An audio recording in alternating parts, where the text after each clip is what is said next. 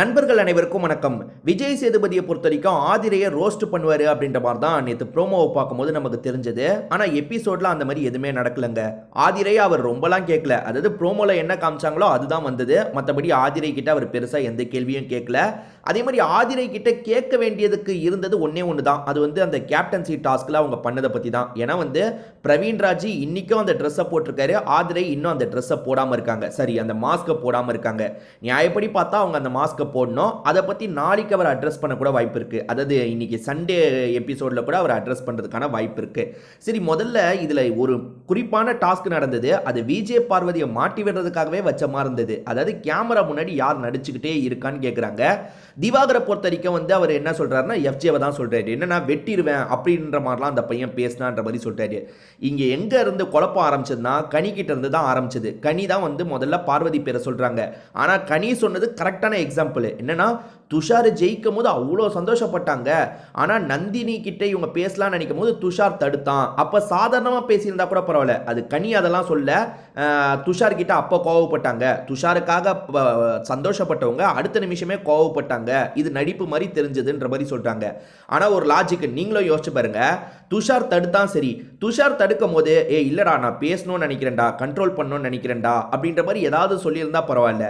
இவங்க வந்து நீ எதுக்கு அதெல்லாம் கண்ட்ரோல் பண்ற, உனக்கு என்ன வேலை, தள்ளிப்போ தள்ளிப்போ அப்படின்ற மாதிரி ஒரு மாதிரி பேசியிருப்பாங்க. அதாவது கேப்டன்ன்ற கடமையில கூட அவர் சொல்லியிருக்கலாம். நீங்க நார்மலா சொல்லியிருக்கலாம். நான் தடுக்கணும்னு நினைக்கிறேன், நான் தடுக்கணும்னு நினைக்கிறேன்னு கூட சொல்லியிருக்கலாம். ஆனா இவங்க கொஞ்சம் ரூடா தான் துஷார் கிட்ட நடந்துக்கிட்டாங்க. ஸோ கனி சொன்னது கூட சரின்னு ஏத்துக்கலாம். ஆனா கனி சொன்னது போதும்ட்டு எல்லாருமே இதே சாக்கா வச்சு அடிக்கிறாங்கங்க.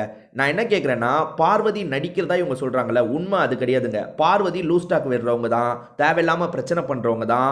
ஆனால் அந்த பிரச்சனையை அவங்க தெரியாமல், அதாவது வந்து நடித்து பண்ணுறாங்கலாம் சொல்ல முடியாது. அது ஃப்ளோவில் வரது தான். அதாவது பிளான் பண்ணி இந்த மாதிரி பண்ணிடணும்னு நடித்து பண்ணுறது கிடையாது. அதுதான் என்னால் 100% சொல்ல முடியும். சரிப்பா, பார்வதி நடிக்கலைன்னு சொல்கிற, அப்போ யார் தான் இந்த வீட்டில் நடிக்கிறது அப்படின்ற மாதிரி நீயே சொல்லுன்னு கேட்டிங்கன்னா, கண்டிப்பாக நான் சபரியோட பேரை தான் சொல்லுவேன்.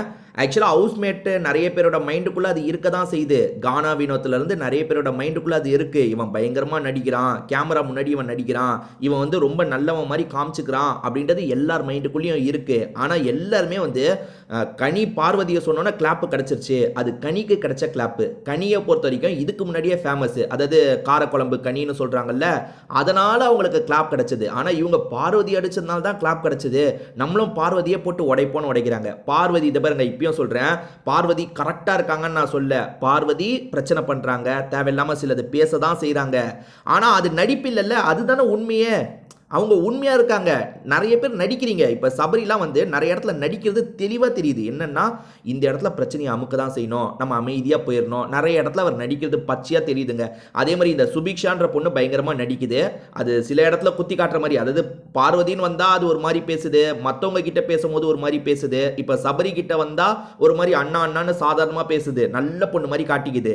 ஆனால் பார்வதின்னு வந்துடுச்சுன்னா அது விஷத்தை கொஞ்சம் கக்க தான் செய்யுது. பார்வதியும் அதை கண்டுபிடிச்சிட்டாங்க. நான் என்ன சொல்கிறேன், நடிப்புனா அதுதான் நடிப்பு. இந்த ஹவுஸ்மேட்ஸுக்கு அது புரியுமா என்னன்னே தெரியலங்க. பார்வதி நடிக்கிறது இல்லைன்னு தெளிவா உங்களுக்கு புரியுற மாதிரி ஒரு விஷயத்த சொல்றேன் கேளுங்க. கெமி இருக்காங்கல்ல, எல்லாருமே சொல்லும் போது கெமியும் பார்வதியை சொல்றாங்க. கெமி எப்படி ஆக்டிங்னு பார்வதியை சொல்ல முடியும்? அதாவது கேமரா முன்னாடி மட்டும் பார்வதி நடிக்கிறாங்கன்னு கெமி எப்படி சொல்ல முடியும்? அதாவது வந்து கெமியை இவங்க வெளிப்படையாக திட்டுறாங்க. அதாவது அந்த டாஸ்கில் இவங்க தோத்ததுக்கு அப்புறம் தோல்வியை ஏற்றுக்க முடியாம கெமியை சும்மா சும்மா வம்பு பண்ணிட்டு இருக்காங்க. ஸோ அது எப்படி ஆக்டிங்காக இருக்க முடியும்? அவங்க ஃபேஸ் டு ஃபேஸ், அதாவது ஃபேஸ் டு ஃபேஸோ இல்லை கிண்டல் பண்ணுற மாதிரியோ நேரடியாக தானே பேசுகிறாங்க. அதாவது வந்து டாஸ்கில் வந்து கெமி மேலே கோவம், ஆனால் அந்த கோவத்தை காட்டிக்காத மாதிரி ஒன்றும் அவங்க இல்லையே. கோவத்தை வெளிப்படையாக காட்ட தானே செய்கிறாங்க.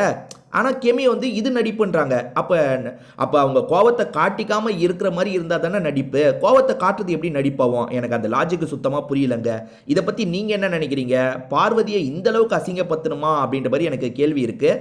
நீங்கள் நினைக்கிறத பற்றியும் கமெண்ட் செக்ஷனில் சொல்லுங்கங்க.